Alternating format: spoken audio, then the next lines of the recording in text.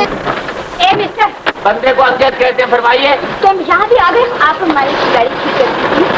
जी नहीं, हमें किसी की मदद की जरूरत नहीं। आप यहाँ से तशरीफ ले जा सकते हैं। प्लीज सिगरेट खामोश रहो बदतमीज। कहाँ तक खामोश कराइएगा आप? किसी किसी खामोश कराइएगा, दिल की पुकार खामोश नहीं होती। You shut up. ओहो, अंग्रेजी में मत डांटिए, हम भी अंग्रेजी बोल सकते हैं। टाटा। आते हैं कि नहीं? Tata Tata. Hello hello hello. Bihu तो तेरे पीछे हाथ धोकर बैठ गया है। वैसे देखने में मजाक उड़ाती हूँ। हाय रिच सूरत। अरे बताओ, अब छुट्टियाँ होने वाली हैं, छुट्टी होने से पहले कोई हंगामा नहीं होगा? इस बार पिकनिक पर चला जाए। भाई मंजूर है। अच्छा, अब हम लोग चलते हैं। खुदा हाफिज़।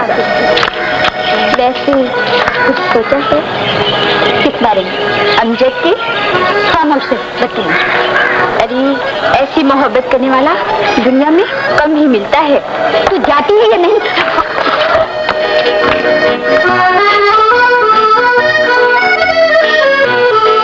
कहाँ तक खामोश कराइएगा? किसे किसे खामोश कराइएगा? भला दिल की पुकार भी कभी खामोश रहती है?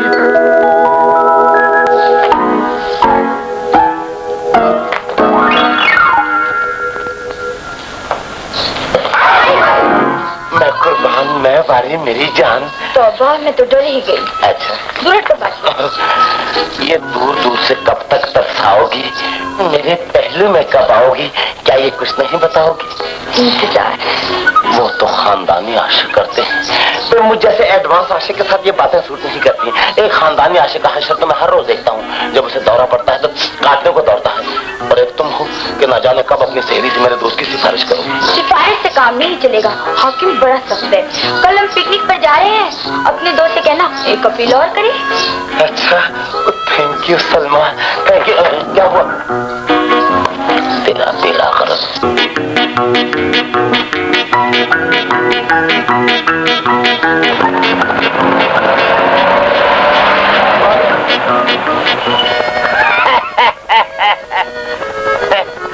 तुम दुनिया में कुछ नहीं कर सकते। एक मामूली शिकार नहीं रुकवा सकते। तुम रोक लो, जाओ। अरे मैं तो उस नाना का नवासा हूँ जिसके एक इशारे पर कारें कतार में खड़ी हो जाया करती थी। तुम्हारे नाना पुलिस में सिपाही थे या दरोगा? देखो जी, तुमसे 1000 बार कहा है कि खानदानी राज मत खुरीदा करो। अच्छा अच्छा, बातें मत बनाओ, चलो जाओ पेट्रोल का इंतजाम करो। करता हूँ। ये गाड़ी है, 2 कदम चलती है और 10 घंटे हाँकती है। इस बेजुबान पर लात उठाते हुए तुम्हें शर्म नहीं आती? जाता नहीं। चल यार, ये हाथापाई क्यों कर? चलो, बड़े बदतमीज हो यार इस बात पे। बस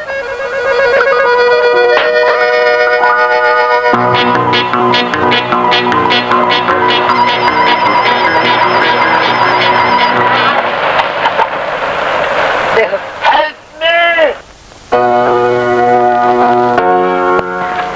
अरे ये कमबख्त यहाँ भी मौजूद है। Please help me. स्टॉप।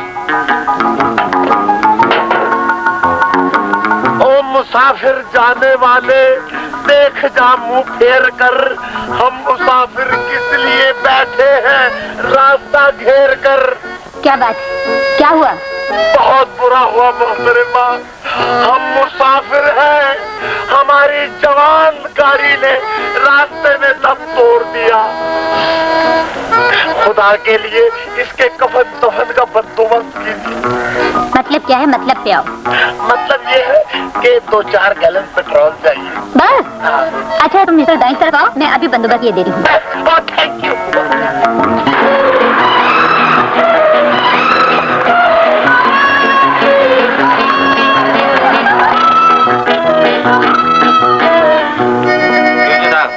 मिजाज दुरुस्त हो गए आपके? सख्त बदतमीज लड़कियां थी। जी चाहता है गोली मारकर इनकी गाड़ी का टायर शूट कर दूं। ओहो, टायर शूट कर दूं? इससे बड़े जुर्म की इतनी सी सजा? मजाक मत उड़ाओ। अगर मैंने भी इनसे अपना बदला ना लिया तो मेरा नाम दीवाना नहीं परवाना रख देना। किस तरह हंस रही थी।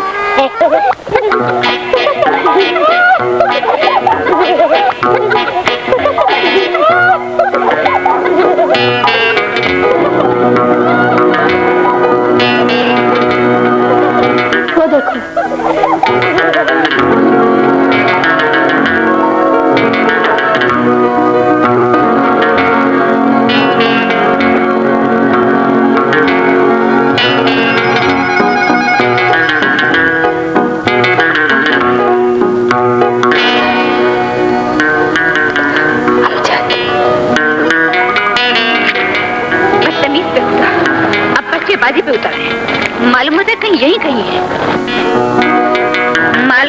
शेर अच्छा था, दिल बेकाबू हो गया। हाय क्या शेर था। शेर की बच्ची, मालूम होता है तू इन लोगों को बुलाती है। अरे सच्चा आशिक और उम्दा जूता मुश्किल ही से मिलते हैं। जूते तो मैं बिना गिने मारूंगी, जरा मुझे मिल तो जाए। और लड़के तलाश करें।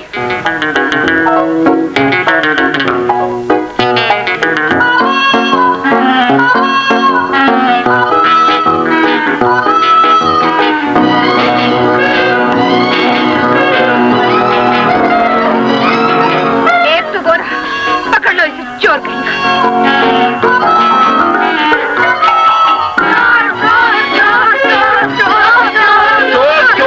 हुस्न का चोर, दिल का चोर, बगदाद का चोर। मिस्टर बगदाद का चोर, पराई लड़कियों को तंग कर तुम्हें शर्म नहीं आती?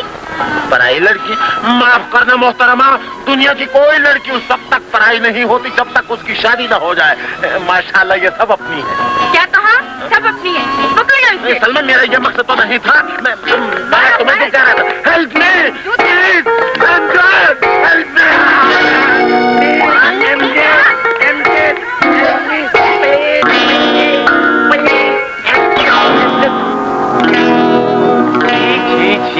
Help me.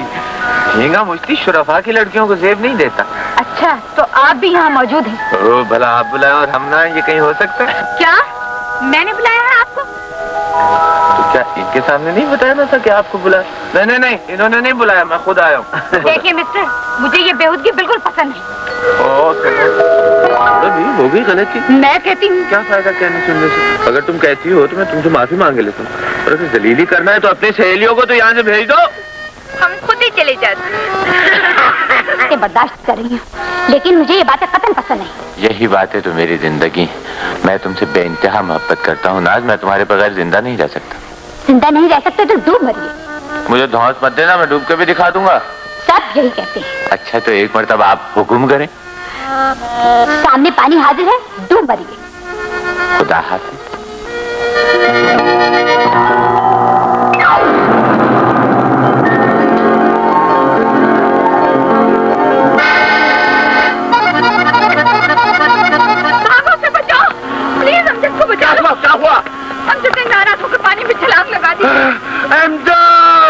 अरे मुझे इस भरी दुनिया में किसके सहारे छोड़ गए? खूबसूरत लड़की, तेरे बदसूरत ख्यालातों की वजह से मेरे दोस्त ने खुदकुशी कर ली। तेरा सच्चा आशिक तेरी झूठी जिद पर कुर्बान हो गया। मुझे क्या पता था वो जो कुछ कह रहा है सच कह रहा है। मेरा मुंह क्या देखता? प्लीज उसे बचा लो। इसके लिए तो मेरी जान तक हाजिर है, मगर मैं ठंडे पानी से डरता हूँ। तुम्हारे दोस्त ने मेरी वजह से खुदकुशी की है, मैं उसकी जान टकराओ। कितना खुशगवार हादसा बन जाता है अमजद। मगर मैंने तुम्हें पाया नहीं, हासिल किया है। अगर तुमने मेरा साथ छोड़ दिया तो मैं मर जाऊंगी अमजद। हासिल की जाने वाली चीज को कोई खोता नहीं, उसके लिए जान दे। अब मुझे किसी इम्तिहान की जरूरत नहीं।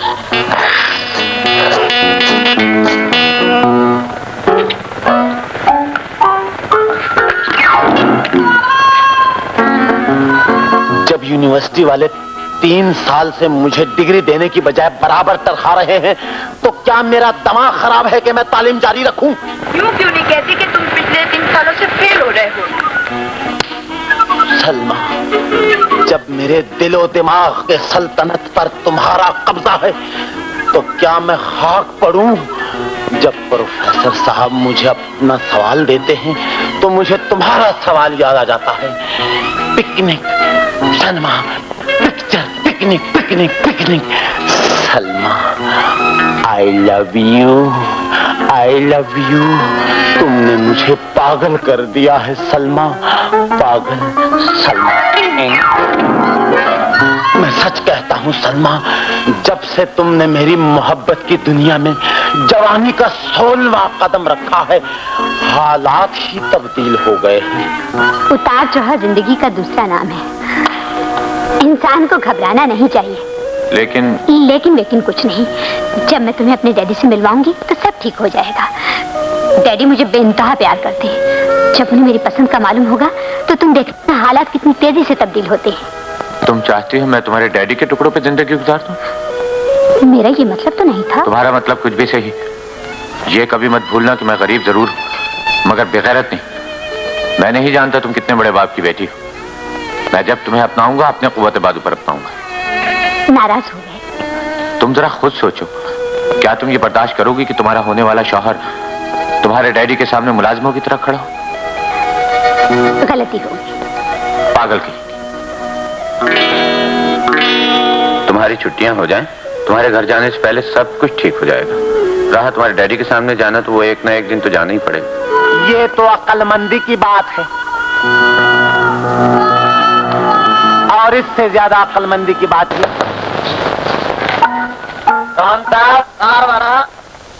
लो बेटा, अब्बा जान ने अपना मनी ऑर्डर तो भेज दिया। अमजद सैन किसका नाम है? अमजद सैन? ये तो सैन खान ही बता सकेगा। अरे ये मेरे ख्याल से मेरा नाम ले रहा होगा। मेरा टायर? तुम तो हर वक्त मजाक करते रहो। अमजद हुसैन? अच्छा, तुम सैन सैन सैन कर रहे थे, मैंने कहा शायद सैन खान की बात करो। अच्छा जाओ, हो गया बस मिल गया।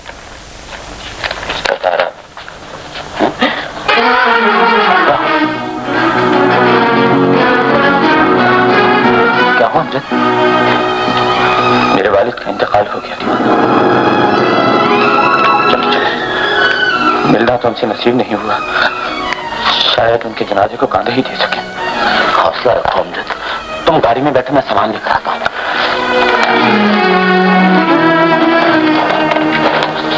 अब्बा मरहूम की जबान पर तुम्हारा ही नाम था अमजद। मुझे मेरी बदनसीबी और न याद दिलाओ भैया। मगर तुम्हारे ना होने से कोई फर्क तो नहीं पड़ा। मरने वाले ने मकान तो तुम्हारे नाम ही लिखा है। मैं और भैया कुछ दो थोड़ी हैं भाभी, जो कुछ है मेरे भतीजे ही का तो है। लेकिन कागजात तो तुम्हारे नाम है।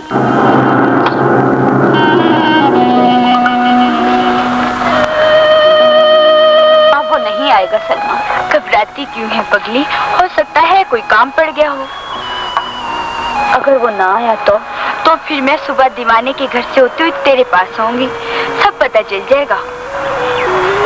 आओ चले।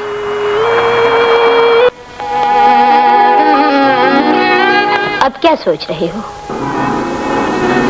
मकान तो हाथ से निकल गया। दिन रात खिदमत हमने की और मकान ले गया छोटे बेटे के नाम, जो कभी घर में टिककर नहीं बैठा, जिसने अपनी कमाई से कभी 2 रुपए भी घर में नहीं दिए। मेरा तो सारा प्रोग्राम ही चौपट हो गया है बेगम। सोच रहा था ये मकान बेचकर इस शहर में ठेकेदारी करूंगा। अब तो किराए के मकान की सोचो। हो सकता है कल वो मकान खाली ही करा ले। ऊपरी दिल से कैसे कह रहा था, सब कुछ तुम्हारा ही है। मकान मिलने से चाहे दिल में लड्डू फूट रहे।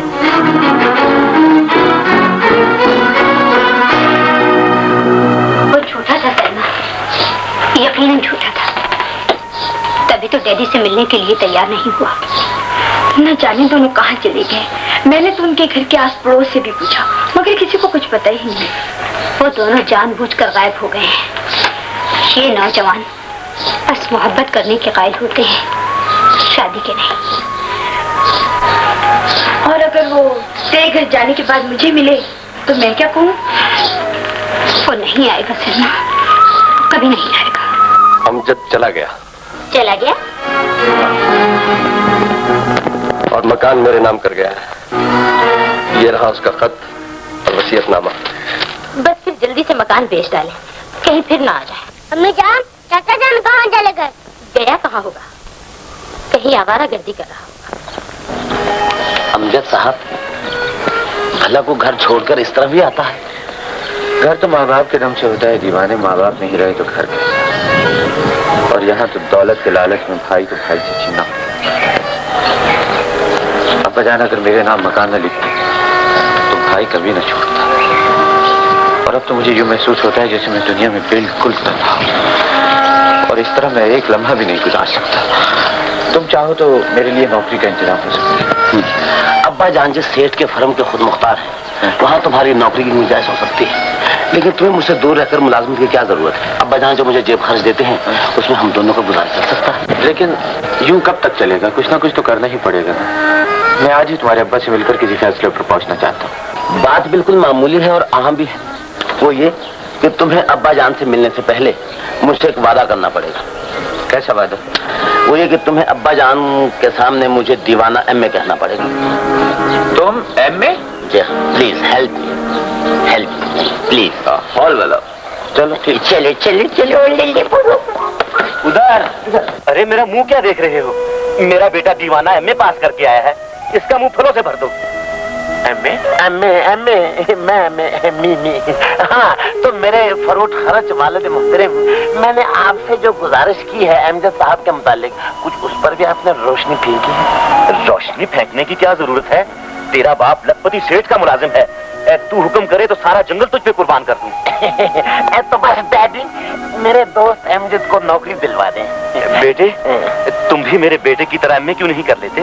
मुझे आपकी राय से इख्तिलाफ नहीं है, लेकिन दीवाना आपको मेरे हालात बता ही चुका हूँ। वैसे भी मैं दीवाने की तरह एमए पास नहीं करता। जी हाँ डैडी, इनका मकसद ये है कि गरीब है ना बेचारा, गरीब मस्कीन, देखो। तो बस आज से तुम काम शुरू कर दो। मैं आज शाम तुम्हें सेठ साहब से मिलवाकर माकूल तनख्वाह दिलवा दूंगा। Oh thank you daddy, thank you daddy. होते जा रहे, बात सुनते जा रहा।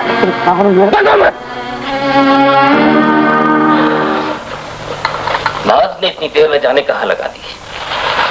आ जाएगी मालिक, आप ये गौन तो पहन ले, देखते नहीं खून की किस कदर बढ़ गई है। शमसू, तुम बिल्कुल बेवकूफ हो, कोई मौका नहीं देते। हम नाज के लिए बेचे हैं और तुम हमारे जहन पे सवार हो गए हो। गोद में खिलाए की मोहब्बत औलाद से ज्यादा होती है सरकार। शमसू, आप बाबा से ऐसे बात ना किया कीजिए, ये तो आपका ख्याल मुझसे भी ज्यादा रखते हैं। यही बातें हैं जो मुझे अच्छी नहीं लगती। मैं आ सकता हूँ सेठ साहब? मुंशी, तुम इस वक्त यहाँ कैसे? और ये कौन है तुम्हारे साथ? आगे बढ़ो बेटे, सेठ जी काम ज्यादा था, इसलिए सोचा आपकी इजाजत से नया मुलाजिम रख लूं। तुम बूढ़े होकर काम चोर हो गए हो। खैर, ले आए हो तो पूछे लेता हूँ। क्यों नौजवान, क्या काम जानते हो? मैंने बीए पास किया है सेठ साहब। मैंने काम पूछा है और तुम तालीम बता रहे हो। मुझे चपरासी नहीं चाहिए, काम जानने वाला आदमी चाहिए। करना ही हो तो कोई काम मुश्किल नहीं होता सेठ साहब। मुझे तुम पर एतबार करने के लिए जमानत भी चाहिए। मैं इसे बड़ी अच्छी तरह जानता हूँ सेठ साहब, बड़ा शरीफ और मेहनती नौजवान है। नाथ, अरे बेटी, तुमने तो सुबह से हमें परेशान कर रखा है। आदाब अम्मी, जीती रहो बेटी।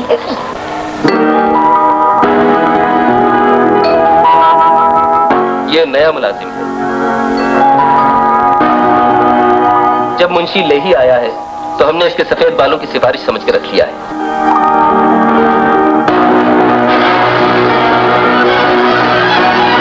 मैं तुम्हारे डैडी के टुकड़ों पर जिंदगी गुजार दूं। मैं जब भी तुम्हें अपनाऊंगा अपने कुव्वत बाजू पर अपनाऊंगा। क्या तुम ये बर्दाश्त करोगी कि तुम्हारा होने वाला शौहर तुम्हारे डैडी के सामने मुलाजिमों की तरह खड़ा? नौकरी नहीं कर सकते? ये तुम क्या कह रहे हो? मैं ठीक कह रहा हूँ मुंशी जी।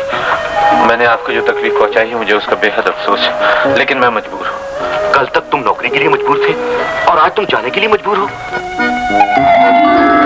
कहा तो बाप के मरने के बाद तुम्हारे हालात इस कदर बिगड़ गए थे कि बेकारी ने तुम्हें जिंदगी से बेजार कर दिया। शादी के लिए तुम्हें नौकरी चाहिए थी, वो तुम्हें मिल गई। अब तुम सबको छोड़ के जा रहे हो, आखिर हुआ क्या है? कुछ नहीं हुआ है मुंशी जी, मुझसे बहुत बड़ी गलती हुई है, मुझे कुछ नहीं चाहिए।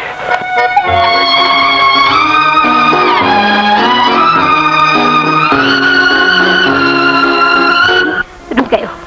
मुझे अपनी गुर्बत का एहसास है नाज। अमजद, बाखुदा अगर मुझे ये मालूम होता कि तुम इतनी बुलंदी पर खड़ी हो तो मैं कभी तुम्हारी तरफ देखने की जुर्रत न करता। मगर मैं तो तुमसे भी गरीब हूँ अमजद। दुनिया की नजरों से देखो नाज, मेरे और तुम्हारे दरमियान एक ऐसी दीवार खड़ी है जो न कभी टूटी है और न कभी टूटेगी। ये दीवार अगर ना टूटी तो इस दीवार को मैं खुद फलांग कर आ जाऊंगी। लेकिन मेरा ज़मीर कभी मुझे माफ ना करेगा। मुझे हमेशा ये एहसास रहेगा कि मैं एक मुलाजिम और तुम मालिक। तुम लाख इस हकीकत से इनकार करो, लेकिन एक ना एक दिन तुम भी यही सोचोगी। मैंने जो महसूस करना था वो पहले दिन कर लिया था अमजद। तुम गरीब थे, तुमने मुझे गरीब लड़की समझकर चाहा। मैं अमीर थी, मगर मैंने अमीर समझकर अपना नहीं बनाया। औरत दिल निसार करती है, सौदा नहीं करती अमजद। मुझे माफ कर दो। ऐसा ना कहो। कोई इतबार नहीं, तुम तो बेवकूफ हो। जिंदगी का ये खुश सफर बगैर किसी मुखलिस साथी के तय नहीं किया जा सकता। कहते तो तुम ठीक हो, लेकिन मर्द और मुखलिस, ये बात मेरी समझ में नहीं आती। ये क्या कह रही हो पगली? दीवाना साहब तो तुम्हारे इश्क में सचमुच दीवाने हो रहे हैं। कौन दीवाना? वही खरीद सूरत जो अमजद के साथ था। सूरत कोई शय नहीं होती, सबसे अहम चीज दिल है, और दीवाना साहब दिल के बुरे नहीं। अरे देर हो रही है, आओ चले, तैयार हो जाए, चलो। अबे ये क्या? ये तेरी सूरत में 12 क्यों बज रहे? जनाब ये सूरत है, को खड़ी नहीं है। जाओ अपनी नजर का इलाज कराओ। और फिर तुम्हें मेरी सूरत से क्या? तुम जाओ, खुशियां मनाओ, ऐश करो। अबे रोता क्यों है? मैंने नाज से कह दिया, वो सलमा को भी लेकर आ रही है। हाँ, सलमा आ रही है? हाँ जी सर। जाओ, अबे नाक साहब का पूरा पूजा आ गई है वो।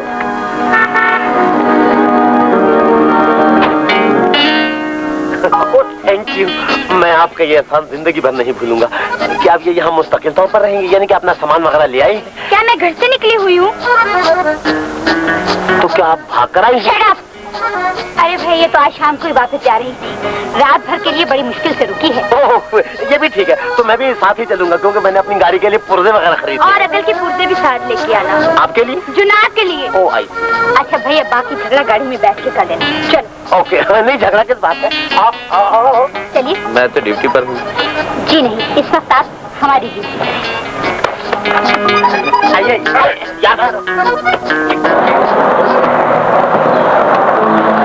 परवरदिगार मेरी नौकरी की हिफाजत करना। इन लौंडों ने अभी तक सेठ साहब का गुस्सा नहीं देखा। मैंने कल रात तुमसे कहा था कि सुबह जाकर अरशद को घर से ले आना। रईसों के मेहमान अपनी गाड़ियों में बैठकर नहीं आते। तुम मेरी मुलाजमत के अहल नहीं हो। मैनेजर से कहो तुम्हारा हिसाब करते हैं। माफ कर दीजिए, गलती हो गई। मेरे छोटे छोटे बच्चे आपको दुआएं देंगे सरकार। मेरा वक्त जाया करने की कोशिश न करो। शाकिर बड़ा बेनती और ईमानदार मुलाजिम है सरकार।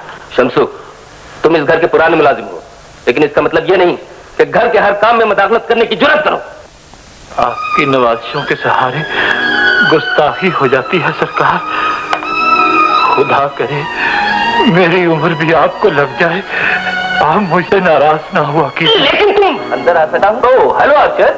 Hello uncle. तुम्हारा इंतजार कर रहा था। माफी चाहता हूँ, जरा देर हो गई। नाज कहाँ है? बड़ी मुद्दत हुई उससे मिले। जरा अपनी सहेली के साथ आउटिंग पर गई है। फिलहाल तो तुम उससे मिल सकते हो, लेकिन चंद दिन के बाद। जी क्या मतलब? परेशान होने की कोई बात नहीं। जब तुम्हारी और उसकी मंगनी की रस्म अदा कर दी गई तो। How sweet uncle. क्यों महसूस होता है जैसे जिंदगी की सबसे बड़ी ख्वाहिश पूरी होने वाली है। खानदानी आदमी कौल देकर फिरा नहीं करते।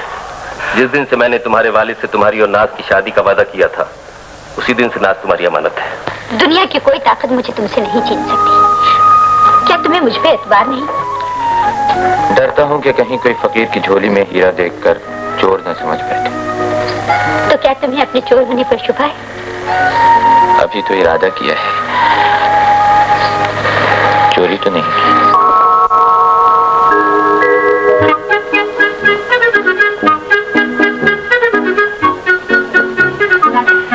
शर्मो हया औरत का जेवर है सलमा, और मुझे भी एक ऐसी ही लड़की की जरूरत थी जो बात बात पर शर्माए, ललचाए। मगर खुद तो बड़े बेशर्म हो। मर्द के लिए बेशर्म होना निहायत जरूरी है सलमा, और फिर जिसने खाई शर्म उसके फूटे करो। या अल्लाह, मेरा किस बेवकूफ से पाला पड़ा है। किस्मत के लिखे को कौन टाल सकता है सलमा। अब सब्र शुक्र करके तुम्हें इस बेवकूफ के साथ ही गुजारा करना पड़ेगा। ये बातें करने यहाँ आए थे? ओह, खूब याद आया। मैं तो यहाँ प्यार की मीठी मीठी बातें करने आया हूँ।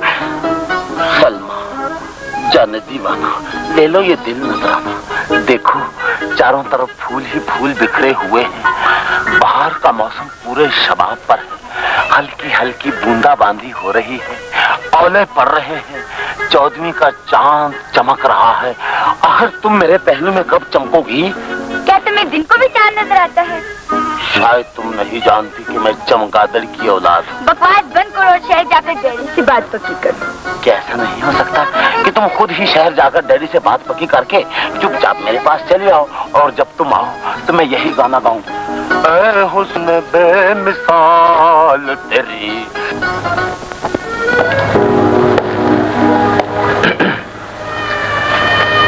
आप तो अकेली बैठी हैं, आपकी सहेली कहाँ? शायद कहीं घूमने चली गई है, अभी यहीं थी। मालूम नहीं हुआ कब में को चली गई। मालूम होता है बहुत दिलचस्प नॉवेल है। क्या नाम है इस नॉवेल का? मोहब्बत भरा दिल। अजीब नाम है। दिल तो मोहब्बत भरा होता ही है। कभी कभी नफरत भरा दिल भी होता है। खुदा वो दिन न लाए जब दिल में मोहब्बत की बजाय नफरत पैदा हो। खुदा तो वो दिन नहीं लाता, लेकिन इंसान कभी कभी खुद ले आता है। आपको मुझसे ये उम्मीद है? मिस्टर अर्शद, मैंने कुछ गलत कहा? आपने मेरे मुंह पे तमाचा मारा है।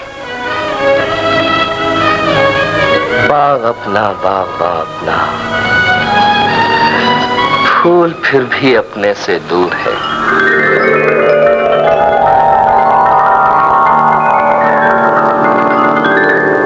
तुमने कैसे समझा कि नाज़ अर्शद को पसंद नहीं करती? मैंने तो अपना ख्याल जाहिर किया है सरकार। आपके मिजाज को मैं नहीं समझूंगा तो और कौन समझेगा।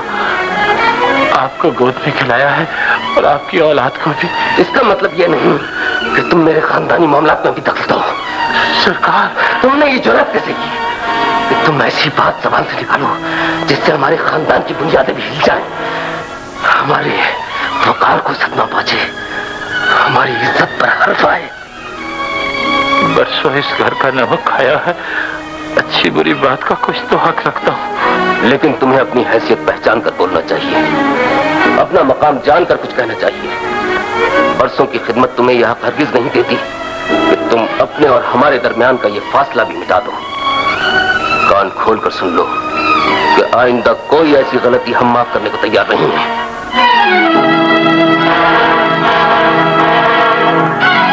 सुन रहे हैं सरकार?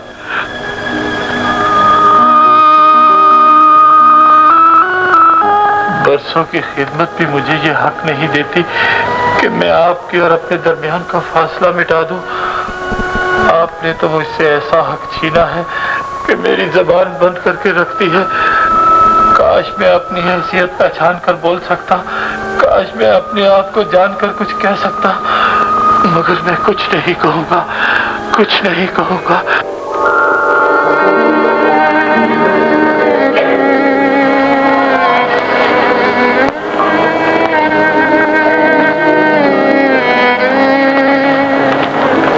बच्चे के रोने की आवाज नहीं आई शेर साहब। आ जाएगी शमसू। जब खुदा ने तुम्हें ये खुशखबरी सुना दी है तो क्या 8 बरस के बाद भी मेरे कानों में ये आवाज नहीं पहुंचेगी? आपने भी घर पर दाया को ही बुला लिया होता। मैंने 5 रुपए फीस दी और दाया ने 5 ही मिनट लगाए। आज तो मेरी बीवी अपने घर का कामकाज भी करने लगी। तुम्हारी मालकन का केस मुश्किल था शमसू।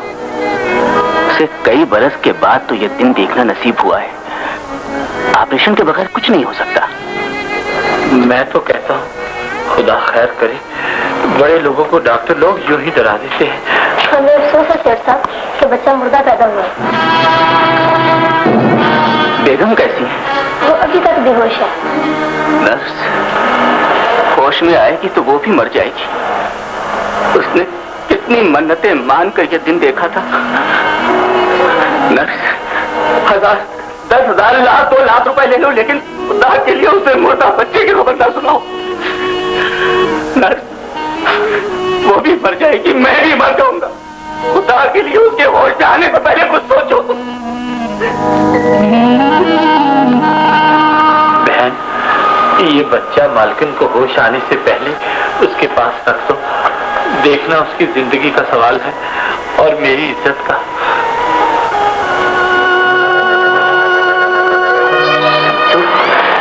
मैं अपनी तमाम दौलत देकर भी वो खुशी नहीं खरीद सकता था जो तुमने अपनी झोली वीरान करके मुझे दे दी। शमसू, तुम्हारी बीवी ने तो कुछ नहीं कहा? मालिक, गरीब की बीवी है, रो धोकर चुप हो जाएगी या ज्यादा से ज्यादा यही है कि मर जाएगी। लेकिन सेठ साहब, बच्चा आपके यहाँ भी रहे तो मेरी ही गोद में पलेगा। शमसू, जो कुछ तुमने किया है ऐसा कभी नहीं हुआ, लेकिन जो कुछ मैं करूंगा वो हर आदमी कर सकता है। मैं इंसानी मेराज की ये तारीख लिखकर एक वसीयत की सूरत में तुझे दे दूंगा। अगर इस बच्चे ने बड़े होकर कभी तुम्हें नौकर होने का एहसास दिलाया तो शमसू, तुम्हें मेरी कसम है, तुम उसे यह आईना जरूर दिखा देना। नहीं कहूँगा, मैं कुछ नहीं कहूँगा। भला मुझ गरीब को क्या हक पहुँचता है कि मैं आपके खानदानी मामलात में दखल दूं। क्या बात है बाबा? कुछ नहीं बेटे, मामूली बुखार है। अरे बाबा, तुम्हें तो बहुत तेज बुखार है, जाओ तुम घर जाके आराम करो। नहीं बेटे, आराम करूंगा तो बच्चों को फाके से कौन बचाएगा?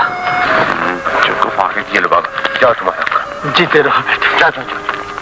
शाबाश, बस मुझे तुम्हारी यही आदतें पसंद है। खुद भी मुझे कई बार नेकी करने का ख्याल आता है, लेकिन जब नेकी कर दरिया में डाल वाली मिसाल सामने आती है तो हौसला हार जाता है।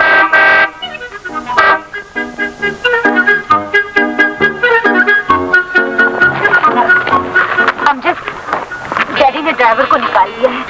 सलमा को शहर जाना है और हम इसे छोड़। तुम यहीं ठहरो, मैं इसे छोड़ा, मुझे भी चलना। Thank you. मैंने भी शहर जाना है, गाड़ी के लिए पुर्जे खरीदे, वरना कॉलेज बंद हो जाएंगे। आइए तशरीफ लाइए, आप दिमाग के पुर्जे भी ले लीजिए। मैं भी आता। बैठिए।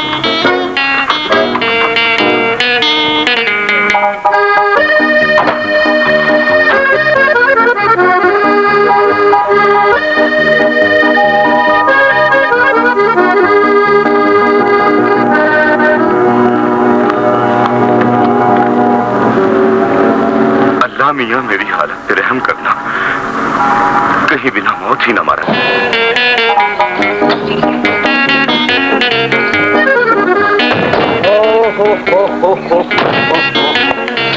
आइए, चाय पीकर। इनकी चाय में बड़ी चाह होती है। आइए। जी नहीं, मुझे तो जाते जाते रात हो जाएगी, ये चाय आप ही पीजिए। खुदा हाफिज। खुदा। अपने डैडी को तैयार रखना। अलग भरा कले साहब। ये बेटा, ये सब क्या हो गया? चुप हो जाओ भाभी, चुप हो जाओ।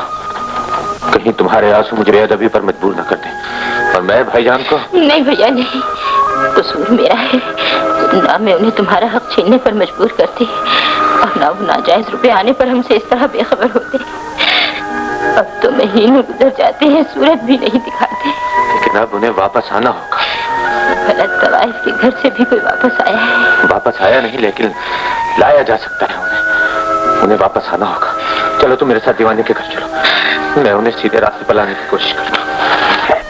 ये जलील धंधा छोड़कर मुझ पर बहुत बड़ा एहसान किया है मिस्त्री। एहसान कैसा? मुझे इस माहौल से नफरत है। मैं फाके मर जाऊंगी लेकिन मुजरा नहीं करूंगी। कितने पाकीज़ा ख्यालात हैं तुम्हारे। तुम इस गलत माहौल में रहने के बावजूद भी कितनी अजीम हो। तवाइफ कभी अजीम नहीं होती भाईजान, वो जिस रूप में हो, सिर्फ तवाइफ। अमजद, तुम यहाँ किस लिए आए हो? सवाल मुझसे नहीं, अपने आप से कीजिए भाईजान। आप जिंदगी की हकीकी खुशियों को ठुकराकर उन लोगों के जाल में फंस गए जो मोहब्बत का कारोबार करते हैं। खुदा ने आपको हर नेमत अता की, खूबसूरत बच्चे, वफादार बीवी जो सिर्फ आपकी है और मरते दम तक आपकी रहेगी। खुदा के लिए धोखे और फरेब की इस दुनिया से बाहर निकल। तुम उस औरत की तौहीन कर रहे हो जिसने मेरे लिए बहुत बड़ी कुर्बानी दी है। मैं इसके खिलाफ कुछ नहीं सुन सकता। निकल जाओ यहाँ से। मैं आपको साथ लिए बगैर नहीं जाऊंगा भाईजान। होश कीजिए, आपको यहाँ जिल्लत और रुसवाई के सिवा कुछ नहीं मिलेगा। यकीन कीजिए, इस बाजारी औरत ने आपको पागल बना दिया है। भाईजान, आपको यही करना चाहिए था। तवाइफ को अपना समझने वाला तमाम खूनी रिश्तों से बेगाना हो जाता है। मैं जा रहा हूं, लेकिन इतना याद रखें, जिस दिन ये आपको ठुकराएगी, हाथ के गमों पर आंसू बहाने वाला कोई न होगा।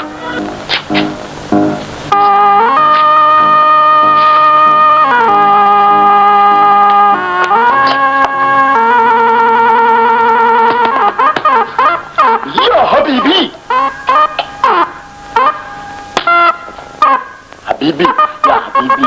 हाँ, गाना बजाना छोड़कर क्यों हमें फाके मरवा रही हो बिटिया? एक आदमी के सहारे बैठे रहना शरीफ ख्वाहिशों का शेवा नहीं। फजूल बातें ना कीजिए अब्बाजी। मैं अनवर का कहना उस वक्त तक मानती रहूंगी जब तक वो मेरी फरमाइशें पूरी करता रहेगा। करीबी हो ये हाथों हो।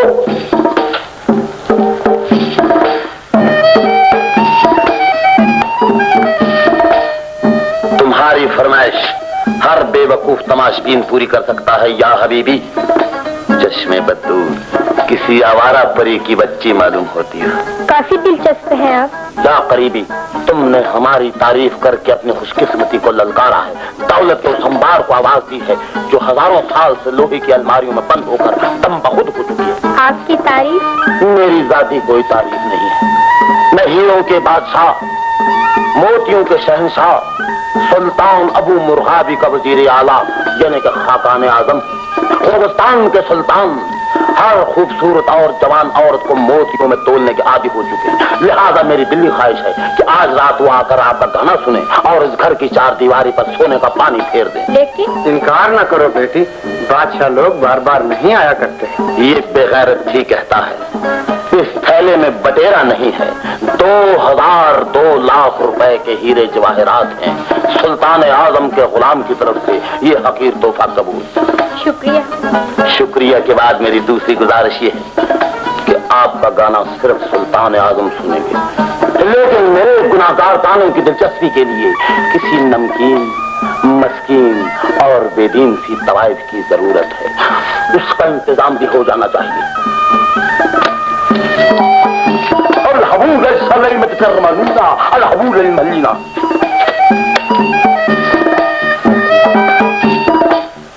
जीती रहो बेटिया। इन लोगों को साफ करना मेरा काम है, तुम अनवर का इंतजाम कर लो। फिक्र न करो बेटिया, शरीफों को जलील करना कौन सा मुश्किल काम है। जाओ तुम मुजरे की तैयारी करो। सलाम छोटी सरकार। सलाम। अमजद अभी तक नहीं पहुंचा। समझ में नहीं आया कि अमजद अब तक क्यों नहीं पहुंचा।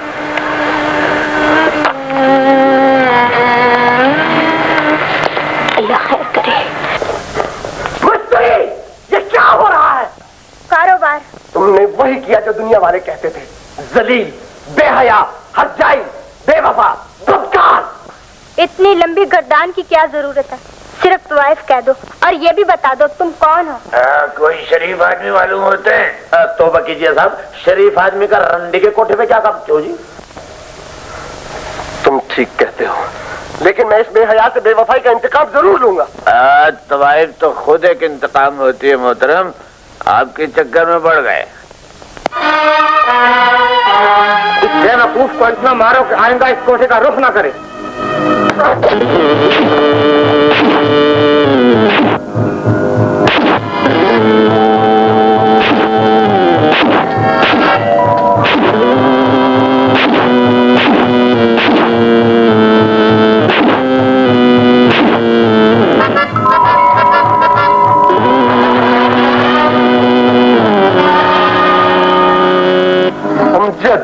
ये गुस्से का नहीं, खुशी का मौका है भाईजान।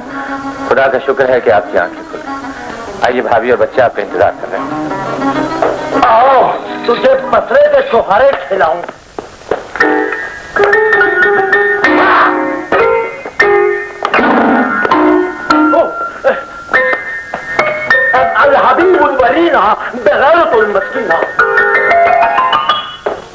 अब तो आपको अंदाजा हो गया होगा भाईजान, एक वो औरत थी जिसने दौलत की खातिर आपकी इज्जत को ठोकरों में मिला दिया था, और एक ये औरत है जो फाकों के बावजूद आपकी इज्जत को अपनी झोली में समेटे बैठी रही। वहां आप दौलत लुटा रहे थे और यहाँ आपका लख्त जिगर भीख मांग रहा था, लेकिन उसके बावजूद इस औरत की जबान पर सिर्फ आप ही का नाम था। मैं अपनी गलती पर नादिम हूं अमजद, मगर याद रखिए भाईजान, अगर ये नदामत दोबारा गलती बनी तो आप फिर मेरी सूरत नहीं देखेंगे। अमजद, अब आप जाएं और अपना काम संभालें।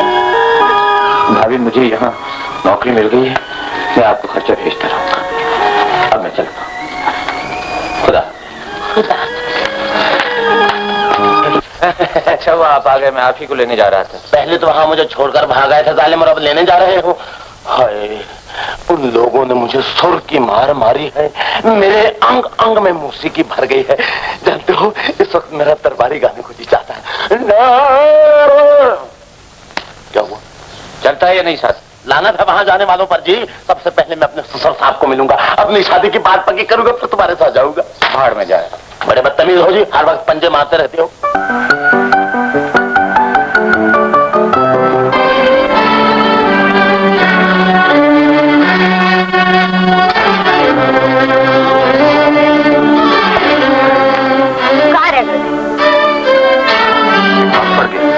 काम पड़ गया था, इतला तो कर देनी थी।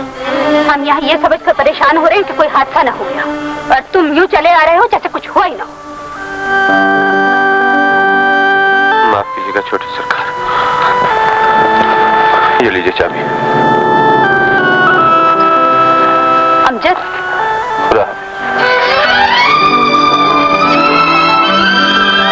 अमजद नाराज हो गए? एक मुलाजिम की एक ऐसी जुर्रत हो सकती है कि वो अपने मालिक से नाराज हो जाए। फिर वही जली कटी बातें। अरे मैं तो तुम्हारी वजह से परेशान हो रही थी। एक लखपति बाग की बेटी और एक मामूली मुलाजिम के लिए परेशान हो जाए, बड़े ताज्जुब की बात। अपनी तनीज क्यों नहीं कहते? हालात मजीद खराब भी हो सकते हैं। मैंने जिंदगी में हालात से कभी समझौता नहीं किया, और न इस मामले में किसी की राय कबूल करूंगा। नाज की जिंदगी मुझे वकार से ज्यादा अजीज नहीं है।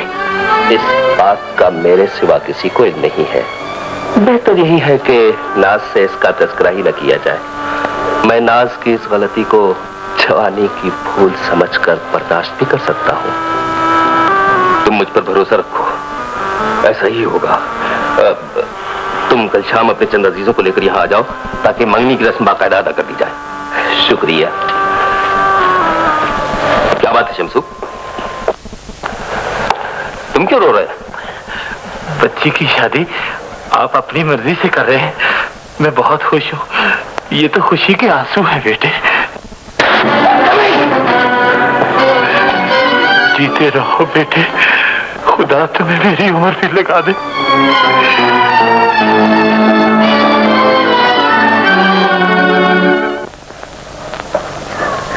बैठ जाओ।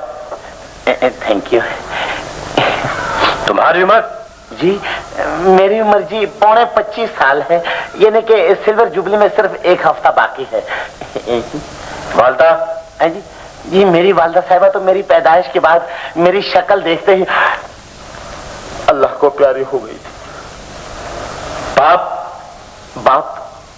हाँ जी, मेरा बाप तो ना होने के बराबर है। दरअसल वो जरा मुलाजम पेशा किस्म का इंसान है, और मैं जरा रईसाना किस्म की जिंदगी गुजारने का ख्वाहिशमंद हूँ। एक्सक्यूज मी जी, एक्सक्यूज। इसका मतलब है आप तन्हा हैं? जी मैं फिलहाल इसी सिलसिले में हाजिर हुआ था कि मेरे फ्यूचर जा सकते हो। एक्सक्यूज मी, चला जाता हूँ, लेकिन इतना तो बताते जाइए कि मेरे नतीजे का इम्तिहान कब निकले। मैं कहता हूँ निकल जाओ। ओह प्लीज, माय गॉड, तौबा, बड़ी खौफनाक आवाज है आपकी, बिल्कुल निजाम लोहार से मिलती जुलती है। आपको दीवानी साहब से ये सलूक नहीं करना चाहिए था डैडी। लड़का मुझे पसंद है, लेकिन उसके किरदार का जायजा लिए बगैर मैं तुम्हारी जिंदगी और अपनी जायदाद को खतरे में नहीं डालूंगा।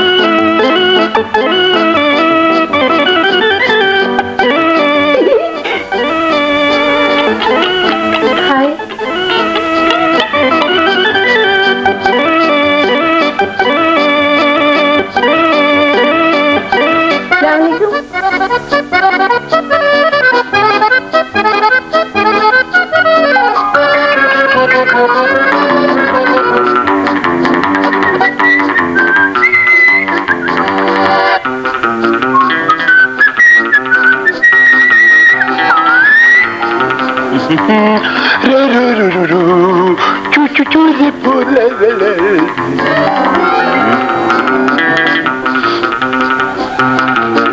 दोनों की जनेरी दे दीजिएगा। बेटा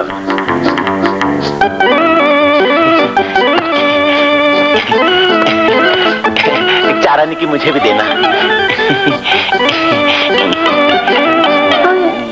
एक कुर्बान जाऊं मार डाला, कितने नरम हाथ हैं।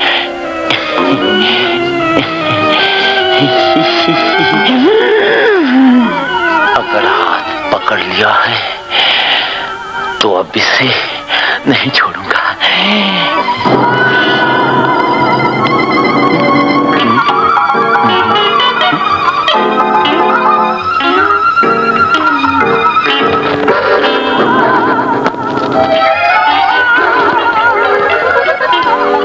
इसी डिजाइन और इसी टाइप का बुर्का मैंने पिछले हफ्ते अपनी खाला को सिलवा कर दिया था। खाला? हाँ खाला। लेकिन तुम तो कहते थे तुम्हारा बाप के सिवा कोई रिश्तेदार नहीं है? कोई रिश्तेदार नहीं? आई सी। दरअसल मेरी यादाश्त कहीं और चली गई थी। दरअसल वो मेरी असली खाला नहीं है, मैं उसे शौकिया तौर पे खाला कहता हूँ। वो मेरी दूर की यानी कि दूर की रिश्तेदार है और बहुत गरीब है। मैं उसकी मदद भी करता रहता हूँ। मुझे तुम्हारी बातों पर कतई यकीन नहीं। ससुर साहब, मशकूक होने की कोशिश न कीजिए और यकीन कीजिए, और मैं आपको वादा करता हूँ कि मैं सलमा के अलावा किसी और गैर औरत को अपनी माँ बहन नहीं कह सकता, और बहन और सलमा के माफ करना जी, आप मेरे मकसद को समझने की कोशिश कीजिए। सलमा बेगम, अगर आप मुझसे शादी से पहले बेवा होने की ख्वाहिशमंद नहीं है तो खुदारा मेरी हेल्प कीजिए, अपने डैडी को समझाओ, बुझाओ। आओ आओ। डैडी, इसे माफ कर दीजिए। इसे सिर्फ 2 शर्तों पर माफी मिल सकती है। दीवाना घर दामाद बनकर इस घर में रहेगा। शादी के बाद हमारी इजाजत के बगैर ये अपने बाप से नहीं मिलेगा। हम इस कुर्बानी के बस शादी के खर्चात के अलावा ताज जिंदगी जेब खर्च देते रहेंगे। माशाल्लाह, माशाल्लाह, चश्मे बदूर ससुर, नसीबे दुश्मना। भला ऐसी खूबसूरत और दिलकश शर्तें मंजूर करने से कौन बेगैरत इनकार कर सकता है जी? अगर इजाजत हो तो मैं अपना मुख्तसर सा सामान किसी चिमटी पर लाद कर आ जाऊं। शादी की तारीख और वक्त किसी पाबिज से मशवरा करने के बाद तय किया जाएगा। फिलहाल तुम घर में रहकर हमारे आइंदा हुक्म का इंतजार करो। सेठ साहब ने खास तौर पे पार्टी में मुझे क्यों बुलाया? ये बात मेरी कुछ समझ में नहीं आई। समझने की क्या जरूरत है, नाज उनकी इकलौती बेटी है। नहीं नहीं, मैं प्यार के सहारे अमीर बनना नहीं चाहता। अगर ऐसी बात हुई मैं सेठ साहब से साफ साफ कह दूंगा कि मुझे शादी के लिए किसी रकम या किसी इमदाद। अरे क्या गजब कर रहे हो, जिंदगी में ऐसे मौके कभी कभी आते हैं। मैं इस वक्त शहर जा रहा हूँ, कल सुबह मुकदमे की तारीख है। छोटा मुंशी तुम्हें साथ ही लेता जाएगा। बड़ा बदूनी आदमी है, खबरदार रहना। और हाँ, अगर तुम सेठ साहब के जायदाद और कारोबार के मालिक बन गए तो मुझे बहुत से छोटे छोटे फायदे होंगे। हाँ। लेकिन नाज ने इस सिलसिले में मुझे कुछ नहीं कहा।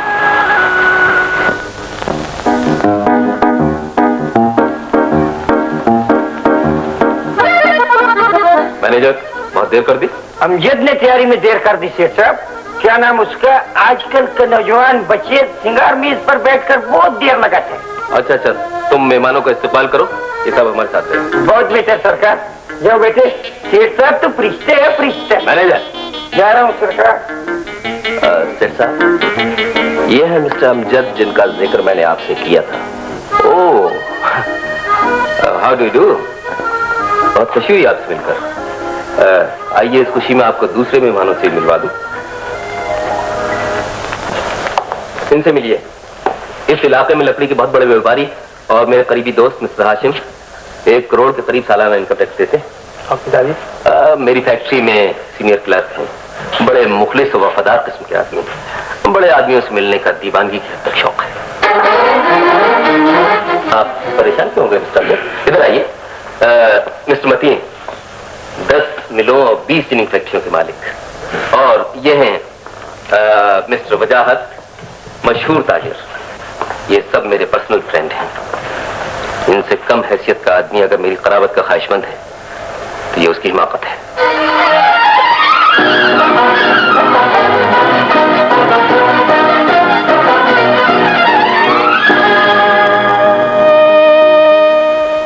काफी हौसलामंद नौजवान हो। मुझे डर था कि दावतनामे के बावजूद तुम यहाँ आने की जरूरत नहीं करोगे, मगर इस दावत में तुम्हारा आना बहुत जरूरी भी था। तुम्हें अभी मालूम हो जाएगा कि करोड़पति बनने के जो ख्वाब तुमने देखे थे उनकी असली हैसियत कुछ नहीं। आप किसी गलतफहमी का शिकार हैं सेठ साहब। दौलत मेरे नजदीक एक जरूरत है, जिंदगी की अजीज तरीन ख्वाहिश नहीं। हो सकता है।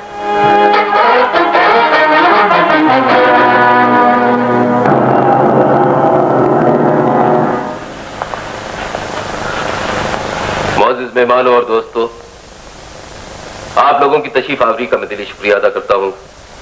आप लोगों को ये जहमत सिर्फ ये खुशखबरी सुनाने के लिए दी गई थी कि खान बहादुर नजीर हुसैन के साहबजादे अरशद मियां को मैंने अपनी दुख्तर नेक अख्तर नाज खानम का शरीक जिंदगी मुंतखब कर लिया है।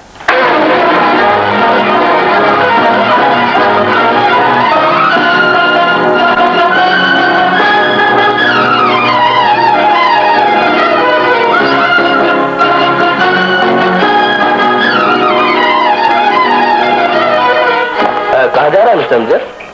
शायद आप हमारी इस खुशी में दिली तौर पर शरीक नहीं है। मुझे जिंदगी के हक़ाइक़ से फरार की आदत नहीं है मिस्टर अरशद। मुझे मालूम है खुशियां सिर्फ दौलत वालों के मुकद्दर में लिखी। आप वैसे आली ज़र्फ़ और रोशन दमाग इंसान से यही तवक्को की जा सकती है। सुना है आपकी आवाज बहुत अच्छी है।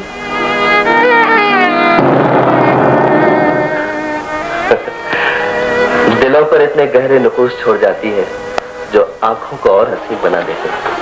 मुझे उम्मीद है आप इस मुबारक मौके पर ये उसकी हिमाकत है।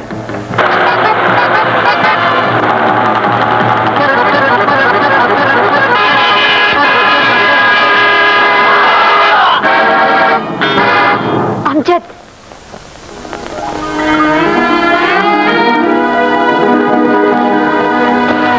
मरीज की हालत बेहतर है, बेगम साहिबा को इत्तला दे। घबराने की कोई बात नहीं, मरीज की हालत बेहतर है। अब आप जाकर आराम कीजिए, सुबह तक उनकी तबीयत ठीक हो जाएगी।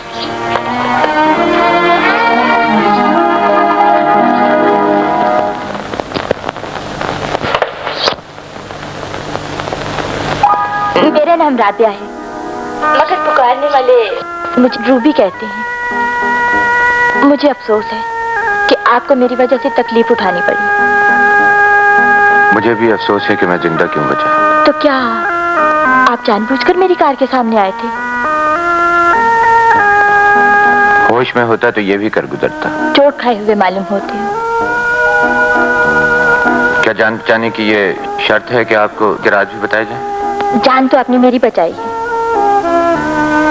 अगर आप पुलिस को सच्ची बात बता देते तो फिर एहसान आप ही कहना मुझ पर। चलिए यूं ही समझ लीजिए। अच्छा अब मैं चलता हूँ, डॉक्टर ने मुझे इजाजत दे दी है। मैं सिर्फ आपका इंतजार कर रहा था। कहाँ जाइएगा? इसका फैसला तो अभी करना है। चलिए मैं आपको छोड़ा हूँ। कहाँ? खुदा हाफिज। ठहरिए, क्या ये मुमकिन नहीं हो सकता कि जब तक आप फैसला करें उस वक्त तक आप मेरे ही यहाँ ठहरे? तो क्या आप एहसान का बदला उतारना चाहती? नहीं, अपने जुर्म की तलाफी करना चाहती हूँ। और फिर ये इखलाक का तकाजा भी है कि मैं आपको ऐसी हालत में न जाने दूं। आप भी सोच रहे होंगे एक तन्हा औरत इस तरह खैर मत को रोक रही है। कुछ अजीब सी बात है। आप भी ठीक सोच रहे हैं, बात भी कुछ ऐसी है। लेकिन क्या औरत का एक ही रूप है? आप शायद बुरा मान गए। इतना पाक रिश्ता यूं अचानक कौन बांधता है, और वो भी बहन भाई का, ये अनजान औरत से। जो रिश्ता तुमने बनाया वो इतनी आसानी से तोड़ा नहीं जाता। लेकिन मैं सब कुछ बता दूंगी। तुम घर वापस कब आई? किस मुंह से घर वापस जाती? माँ बाप तो मेरी डोली उठाने के इंतजार में बैठे थे और मैं उनकी इज्जत का जनाजा उठाकर ले जाती। फिर क्या हुआ? जो घर से भागी हुई लड़कियों के साथ होता है। एक बार घर से निकली हुई लड़की शाख के टूटे हुए उस फूल की मानित होती है जो कभी नहीं खिलता, बल्कि ठोकरों में आकर इस तरह रौंदा जाता है कि पत्तियां बिखर जाती हैं। अब वो कहाँ है? वो जिंदा है और मैं इसलिए जिंदा हूं। शायद कभी प्यार आ जाए। अब भी वो आता है और कल के ख्वाब दिखाकर चला जाता है।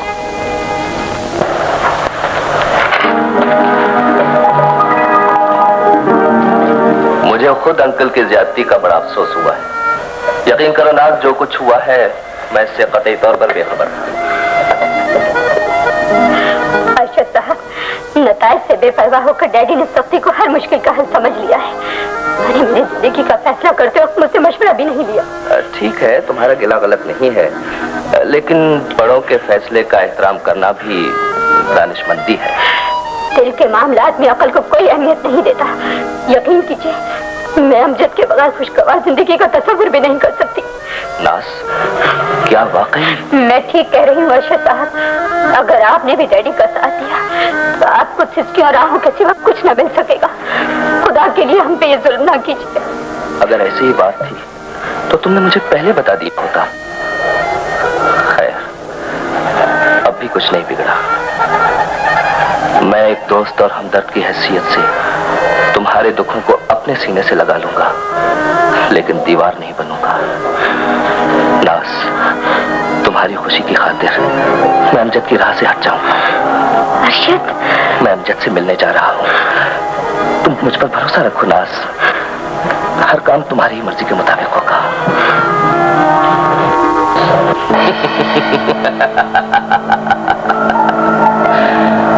नाज की दौलत और जायदाद को पाने के लिए तुझे कदम कदम पर हारना पड़ गया। तू अमजद की तरफदारी करते हुए नाज को इस तरह मुट्ठी में ले ले कि वो तुझे बिल्कुल अपना हमदर्द समझे, और फिर बाजी को इस तरह तरतीब दो कि नाज खुद ब खुद अमजद से नफरत करने लगे। मैं अपनी मर्जी के खिलाफ कोई राय सुनने का आदी नहीं हूँ बेगम।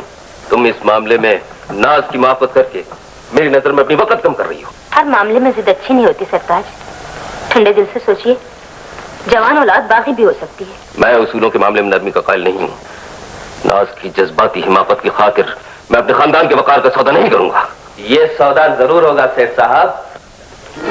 मैं किसी ऐसी लड़की से शादी के मुताल्लिक सोच भी नहीं सकता जो किसी और से मोहब्बत करती थी। अर्शद, तुम शादी से इनकार करके मेरी तौहीन कर रहे हो। आप मेरा मतलब नहीं समझे। ये मसला ताकत से नहीं, अक्ल से निपटाना होगा। नाज मेरी मंगेतर है और उसकी ज़हनी उलझनों का इलाज करना मेरा फर्ज है। आप बिल्कुल बेफिक्र रहिए, हर चीज आप ही की मर्जी के मुताबिक होगी। Hello Qureshi. Hello Ruby. Hello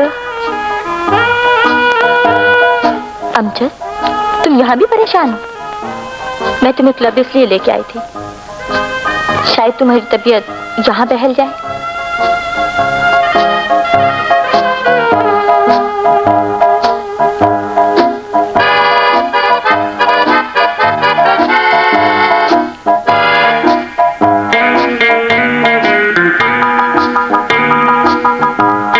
मुझे तो यहाँ वहशत होने लगी रूबी। आओ चलो। अभी यहाँ बहुत बड़ा प्रोग्राम होने वाला है। फिर कभी देख लूंगा।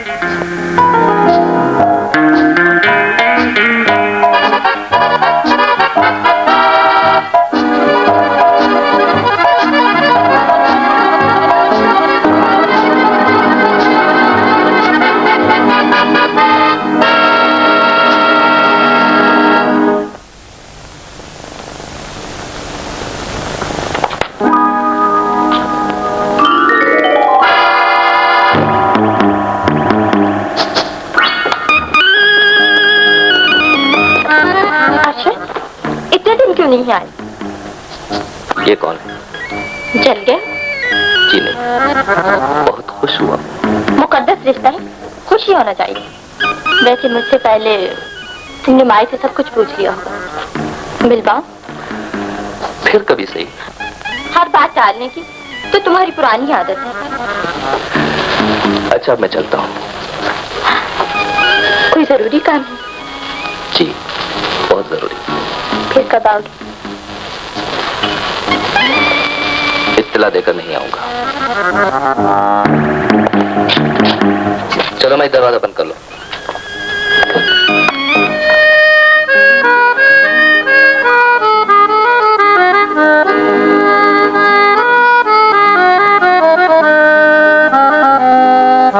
जल गए। वो तो कुछ और ही सोच रहे थे। ये तो बहुत बुरा हुआ है।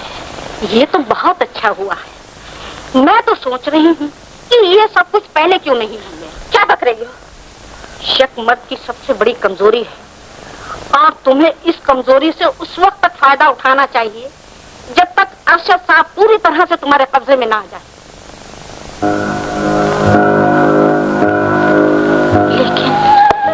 लेकिन अगर ये वक्त भी निकल गया तो सारी जिंदगी पछताओगी। अरशद साहब लौट कर आएंगे बड़ी खामोशी से, सिर्फ मुझे पता हो। आया ये देखने के लिए कि तुम्हारा अमजद मियां से क्या रिश्ता है। फिर मुझे क्या करना चाहिए? शक की चिंगारी को इस कदर हवा दो कि अरशद साहब भड़ककर छोला बन जाए और फिर अमजद मियां को छोड़ने की शर्त रखकर अरशद साहब को हमेशा के लिए अपना लो।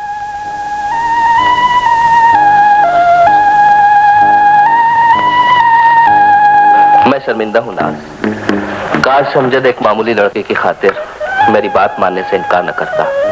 यकीन करो नाज, मुझे बड़ा अफसोस हुआ है। मुझे तुम्हारे खुलूस पे शुबा नहीं, लेकिन न जाने क्यों मुझे यकीन नहीं आता। मेरा दिल कह रहा है शायद तुम्हें गलतफहमी हुई है।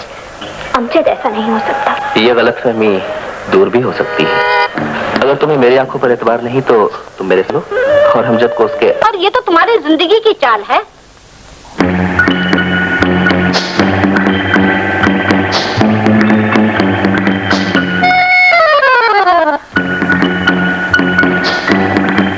कभी कभी का टुकड़ा कितना खुशगवार हादसा बन जाता है।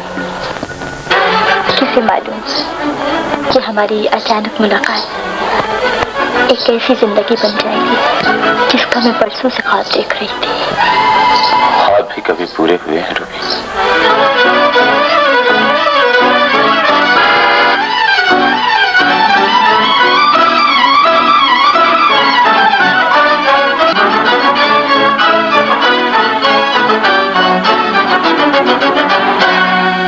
क्या बात है अर्चद?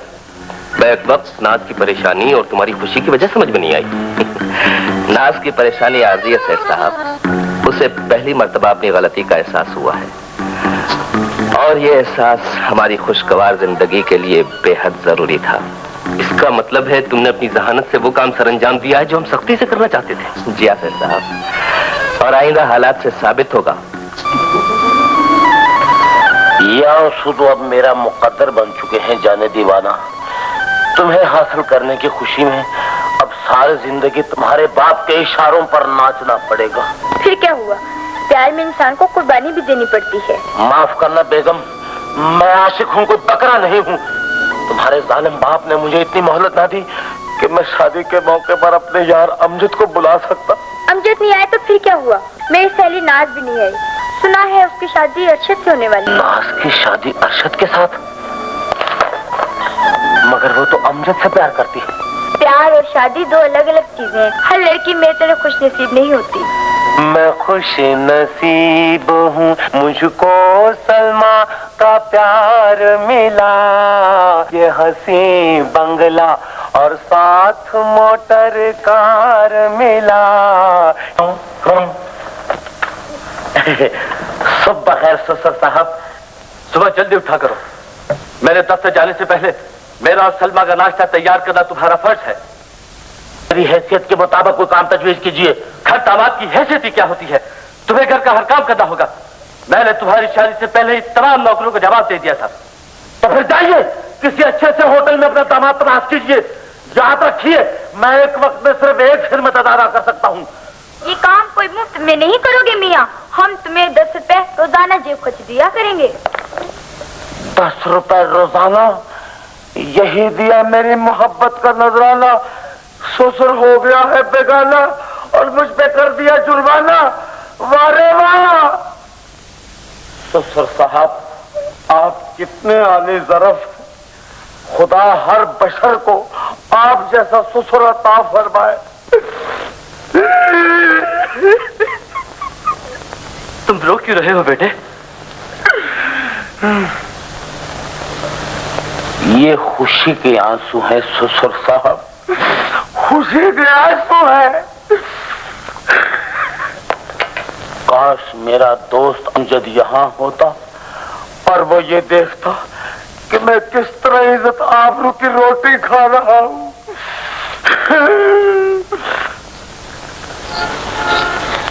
अर्शद लौट कर नहीं आए। आएंगे नहीं तो जाएंगे कहाँ? जरा सब्र कीजिए, इसके सिवा कर भी क्या सकती हूँ। न जाने मुझे क्यों महसूस होता है मैंने जो कुछ भी किया है अच्छा नहीं किया। आज मैं जा रहा हूँ रूबी। तुम जा रहे हो और वो आया नहीं। वो कौन?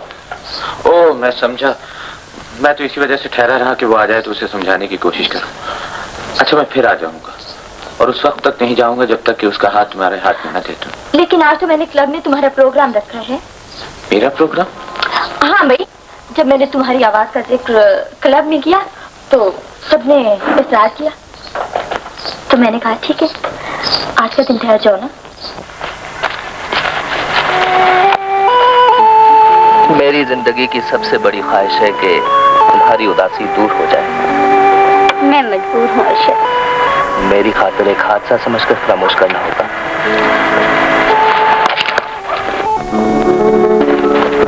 अब्बा जान की ज्यादतियों का इंतकाम लेते वक्त अमजद ने मेरी मजबूरी और जज्बात का भी ख्याल न किया। मुझे उससे ज्यादती की तवक्को न थी। अमजद का कोई कसूर नहीं है। काश वो बदनसीब तुम्हारे प्यार को इस बेदर्दी से न ठुकराता। आप कितने अच्छे दिल के हैं अर्शद साहब। अमजद की बेरुखी का दुख दिल के साथ सारी जिंदगी रहेगा, लेकिन आपकी बेलौस हमदर्दी मुझ पे बहुत बड़ा एहसान है। एहसान कैसा? मैं तो तुम्हारा शुक्रगुजार हूँ नाज, कि तुमने मुझे अपना रफीक जिंदगी न सही एक हमदर्द दोस्त की हैसियत से कबूल तो कर लिया है, और मैं किसी हैसियत से तुम्हारे दुखों की राह में दीवार बनकर खड़ा हो जाऊंगा। लेडीज, अगर अपने महबूब का जलील होने का दुख है तो जाओ उस बेवफा के पास जो कल तुम्हें छोड़कर किसी और का हो जाएगा। तुम्हारे सीने में दिल नहीं पत्थर है। तुम उस शख्स को बेवफाई का ताना दे रही है जिसके दामन में कांटों और दिल में नाकाम हसरतों के सिवा कुछ नहीं है। तुमने एक मजलूम को जलील किया है, मैं तुमसे इसका बदला जरूर लूंगी। होश करो रूबी, कसूर मेरा था, जाती मुझ पर हुई। तुम्हें मेरे जाती मामलात में दखल देने का कोई हक नहीं। आप ठीक कहते हैं, लेकिन जुल्म की भी कोई इंतहा होती है। मैं चुप नहीं रहूंगी। तुम्हारी जबान से एक लफ्ज भी निकला तो मेरी जिंदगी में अंधेरों के सिवा कुछ नहीं बचेगा। मैं उस मंजिल पर आकर भटक जाऊंगा जिसे मैंने जिंदगी की खुशियां देकर हासिल किया। मैं तुम्हें ऐसा नहीं करने दूंगा रूबी। आज मुझे दुनिया की कोई ताकत नहीं रोक सकती भाईजान। खूब, बहुत खूब। आजकल की मॉडर्न लड़कियां किस आसानी से आशिक को भाई कहकर पुकार लेती। तुम ठीक कहते हो। तुम्हारे माहौल में बनावट और रियाकारी के सिवा कुछ नहीं। तुम इंसान को दौलत की तराजू में तोलने के आदी हो। तुम्हारे जहन में किसी औरत के लिए बहन का तस्वुर ही मौजूद नहीं है। सफाई पेश करने की कोशिश न करो। नाज ने खुद अपनी आंखों से तुम्हें रूबी के साथ तन्हाई में बातें करते हुए देखा है। काश नाज ने वो बातें भी सुनी होती जिनमें सिर्फ इसी का जिक्र होता था। मैं किसी इल्जाम से नहीं डरती। मुझे उस भाई की बहन होने का फख्र हासिल है जो प्यार के लिए बड़ी से बड़ी कुर्बानी दे सकता है। खूबसूरत अल्फाज हकीकत पर पर्दा नहीं डाल सकते। हकीकत कभी नहीं छुप सकती अर्शद। तुम्हारी हमदर्दी का भरम खुल चुका है। कसूर मेरा था, मैंने अमजद को गलत समझा। खानदानी और दौलतमंद इंसान कभी बुरा नहीं होता। मैं तो पहले ही कहता था अरशद एक मिसाली शौहर साबित होगा। खुदा आपकी जबान मुबारक करे। मुझे अपनी बच्ची की खुशी ज्यादा अजीज है। अब्बा जान, मगर मुझे ये रिश्ता मंजूर नहीं। क्या कह रही हो बेटी? मैं ठीक कह रही हूँ। अब्बा जान ने अमजद को सिर्फ इसलिए जलील किया था कि वो गरीब है। गरीबी कोई जुर्म नहीं। मैं अमजद की गुर्बत पर अरशद जैसे हजारों दौलतमंद कुर्बान कर सकती हूँ। तुम्हें अपने बाप के सामने इस तरह गुफ्तगू नहीं करनी चाहिए नाज। मुझे तुम्हारी सिफारिश की जरूरत नहीं है। इस घर में वही होगा जो मैं चाहूंगा। खानदान का वकार मुझे दुनिया की हर चीज से ज्यादा अजीज है। मैं इस गुस्ताख लड़की की खातिर एक गरीब को अपना दामाद नहीं बना सकता। जिल्लत बर्दाश्त करने से मर जाना बेहतर है।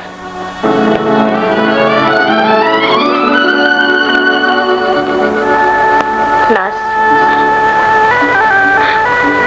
इस पर भी आप मेरा गला घोटना चाहती हैं तो घोट दीजिए। मैं आपके हुक्म से इनकार नहीं कर सकती। बेटियां तो अक्सर माँ बाप से कुर्बान हो जाया करती है। अम्मी, भला माँ के होते हुए बेटी कुर्बान हो सकती है? अम्मी जान, मेरा ख्याल है तुमने नाज को अच्छी तरह समझा दिया होगा। समझाने की जरूरत ही नहीं पड़ी। नाज का फैसला बिल्कुल सही था। क्या मतलब? अरशद की इत्तला गलत थी। अमजद निहायत मुखलिस और शरीफ इंसान है। शराफत और खुलूस की इस दुनिया में कोई कद्र नहीं है बेगम। गरीबी एक ऐसा जुर्म है जो इंसान की हर खूबी को बेकार बना देता है। आप ठीक कहते हैं, लेकिन हमें दौलत से ज्यादा अपनी बच्ची की खुशी का ख्याल करना चाहिए। बेगम, मैं कोई दलील सुनने के लिए तैयार नहीं हूँ। अगर तुमने मुझसे टकराने की कोशिश की तो मुझे कोई ऐसा कदम उठाना पड़ेगा जिस पर तुम तमाम जिंदगी पछताओगी। कोई परवाह नहीं, बर्दाश्त की भी एक हद होती है। तुमने हमेशा अपनी मनमानी की है, लेकिन मैं तुम्हारे झूठे वकार की। अगर तुम मेरे खानदानी वकार की दुश्मनी पर उतराई हो तो इस घर में तुम्हारा कोई ताल्लुक नहीं। निकल जाओ यहाँ से। मैं इस कैद खाने में घुस कर जीने से मर जाना सौदा से बेटा समझती हूँ। इन्हें रोक लीजिए सरकार। मुझे अपने किए हुए बचाने की आदत नहीं। अगर तुम्हें इनसे हमदर्दी है तुम नहीं जा सकते हो।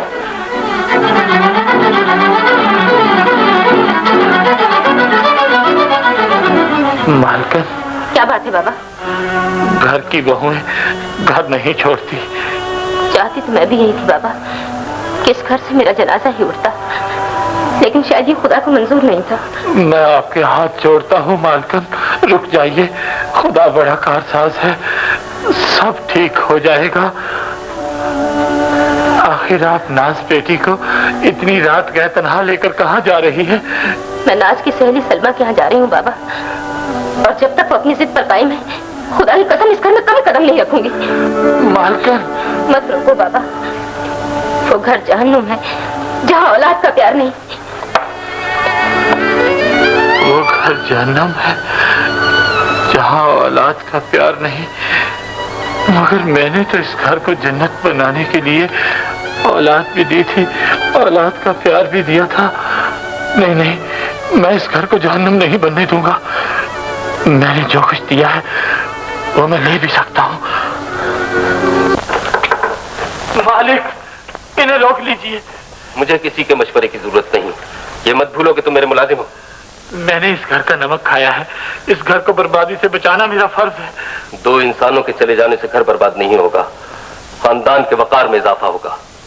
मेरे पास दौलत है, मैं दुनिया की हर खुशी खरीद सकता हूँ। ये आपकी भूल है मालिक। दौलत खुशी नहीं दे सकती, दुखों में इजाफा कर सकती है। क्या चाहते हो?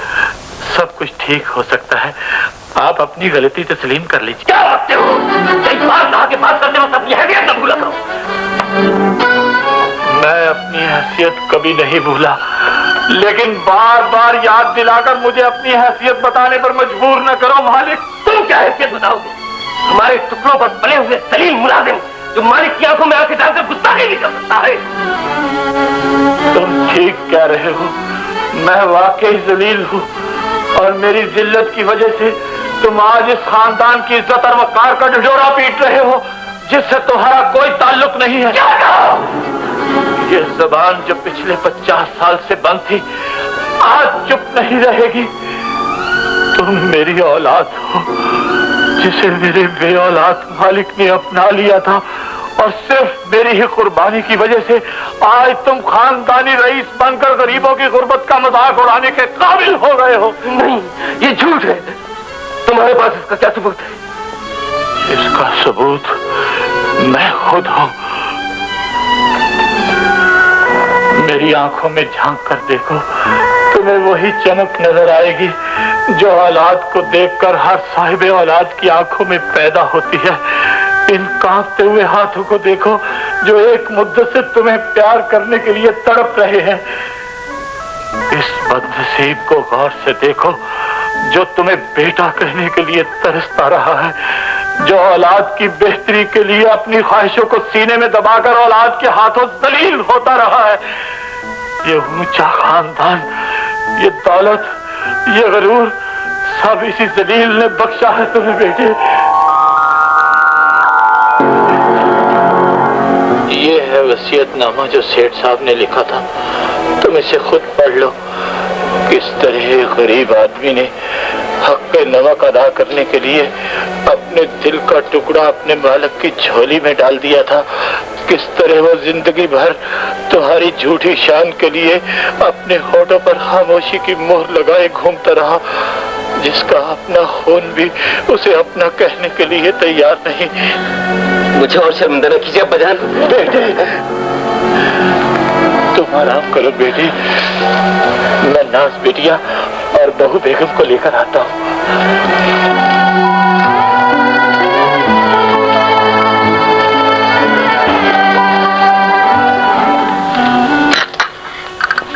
यकीन मानिए बाबा,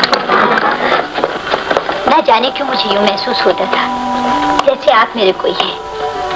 मैं अक्सर अकेले में आपके बारे में सोचती रही हूँ। तुम मुझे जरूर याद करती होगी बेटी।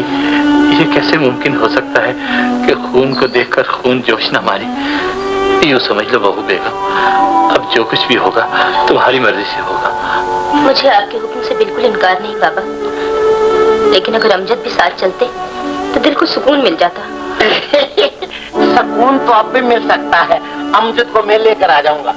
मुझे तो आज रात को पता चला है कि अमजद भी यहाँ आया हुआ है।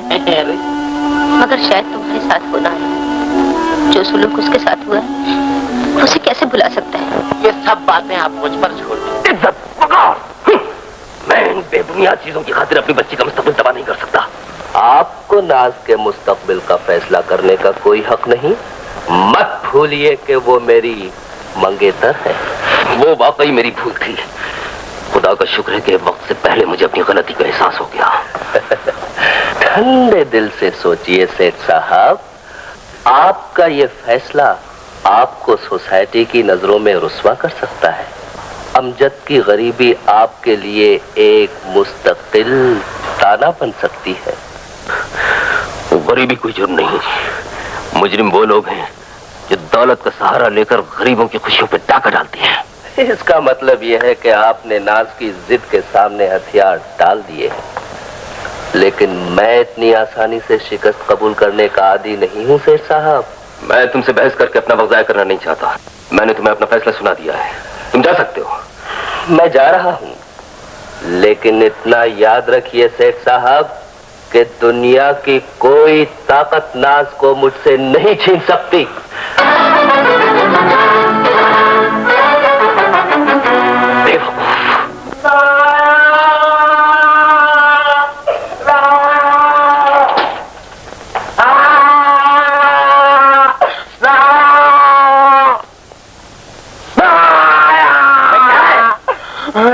नाज तुम्हारी वजह से घर छोड़कर सलमा के पास जा रही थी कि रास्ते में कार उलट गई। कार उलट गई? हाँ। नाज कहाँ है? वो सलमा के पास है, सिर्फ तुम्हारी ही राह देख रही है। चलो चलो। नाज कहाँ है? नाज तो बिल्कुल खैरियत से है। अमजद को नाज के पास ले जाने का चक्कर है। मुझे सब मालूम है, मगर अमजद भाई बहुत जिद्दी है।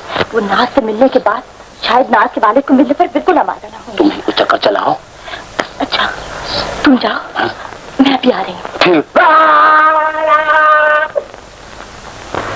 अब नाज की शादी अमजद से कब होगी? बस जाते ही शादी का इंतजाम शुरू कर दूंगी। ये शादी हरगिज़ नहीं हो सकती, इसलिए कि अगर ये शादी मुझसे नहीं हुई तो किसी और से भी नहीं हो सकती। कोई अपनी जगह से न हिले। चलो मेरे साथ। मेरे होते हुए तुम मेरी बेटी को हाथ नहीं लगा सकते। मालिकों के झगड़े में नौकर नहीं आते। हट जाओ।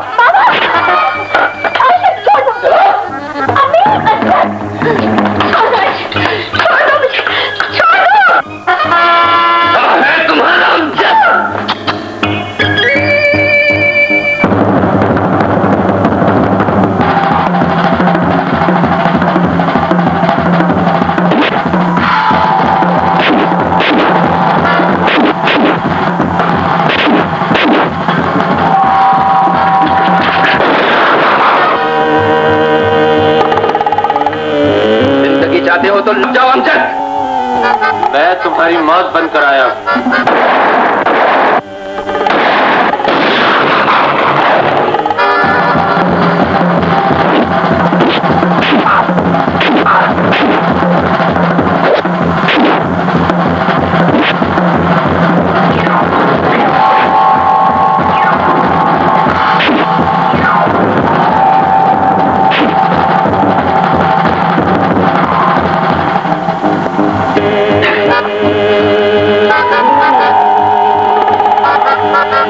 दीवाने, इसे पुलिस के हवाले करो।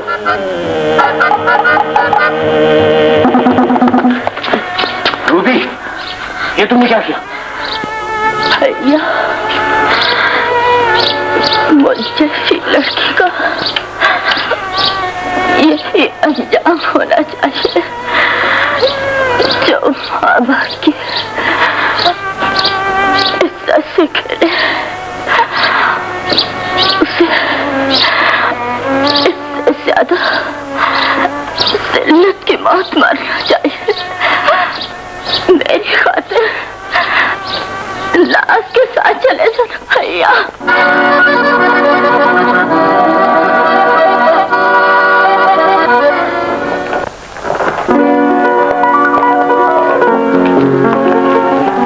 डैडी,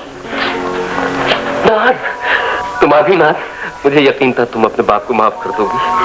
डैडी, हम लोग खुशकिस्मती से यहाँ से सलामत पहुँचे हैं बेटे। क्या मतलब? मतलब क्या होना था सेठ साहब? क्या नाम उसका, वो बदमाश अर्शद सबको कत्ल कर देना चाहता था। आपको सुनकर खुशी होगी कि अरशद एक कातिल की हैसियत से हवालात में बंद है और हम सबकी जान बचाने का सेहरा अमजद के सर है।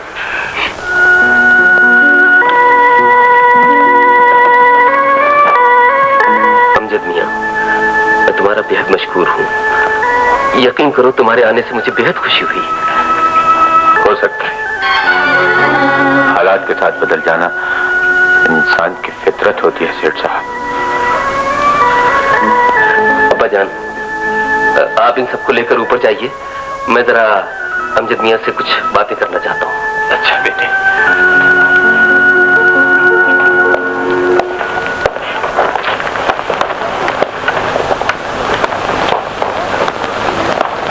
आओ, बैठो बेटे।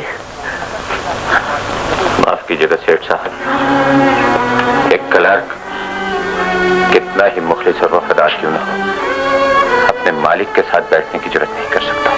तल्ख यादों का फरामोश कर देना ही बेहतर है। तुम्हें शायद इसका इल्म नहीं, मैं नाज से तुम्हारी शादी करने का फैसला कर चुका हूँ। अक्ल से काम लीजिए सेठ साहब। 5-10 मिलों और 10-20 जिन फैक्ट्रियों के मालिकों के अलावा कोई शख्स आपकी कुर्बत का ख्वाहिशमंद होने की जरूरत नहीं कर सकता। मेरा इतना ही जुर्म नाकाबिले माफी है कि मैं आपकी इजाजत के बगैर आपके आलीशान बंगले में दाखिल हो गया हूँ। मुझे शर्मिंदा न करो अमजद, मुझे अपनी गलती का पूरा एहसास है। यह एहसास कि किसी मजबूरी की निशानदही करता है सेठ साहब। किसी को जलील करके भूल जाना शायद आपकी आदत है, लेकिन आपका पछतावा उन जख्मों को नहीं धो सकता जो आपकी जबान में मुझे लगाए थे। कल आपको अपनी अमारत का ज़ुल्म था, आज मुझे अपनी गुर्बत पर नाज़ है। सेठ साहब, आप इंसान को सिर्फ अपनी दौलत के तराजू में तोल नहीं आती है। दौलत के गुरूर ने आपको ऐसा दरिंदा बना दिया है जो दूसरों को दुख देकर खुश होता है। मेरे और आपके रास्ते अलग अलग हैं और इनका ये फर्क कभी नहीं खत्म हो सकता। ये फर्क वाकई खत्म नहीं हो सकता। इसलिए नहीं कि तुम एक गरीब बाप के बेटे हो और नाज एक करोड़पति की बेटी, बल्कि सिर्फ इसलिए कि दौलत इंसान को बेपारी बना देती है और गरीबी इंसान को वो गैरत अता करती है कि वो मोहब्बत में भी गैरत का दामन नहीं छोड़ता। मैं आपका मतलब नहीं समझा बाबा। मतलब ये कि नाज से शादी न करने का फैसला वापस ले लो, इसलिए कि नाज एक दौलतमंद की औलाद नहीं, एक नौकर के बेटे की बेटी है। शमसू बाबा। हाँ बेटे, दौलतमंदी की वो खून में नहीं दिमाग में होती है।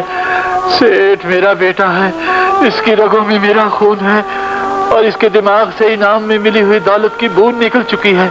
मैं समझा नहीं बाबा। ये समझने का नहीं, यकीन करने का वक्त है। गरीब हो तो गरीब की जबान पर यकीन करके गरीब की बेटी को कबूल कर लो, आगे बढ़ो और इस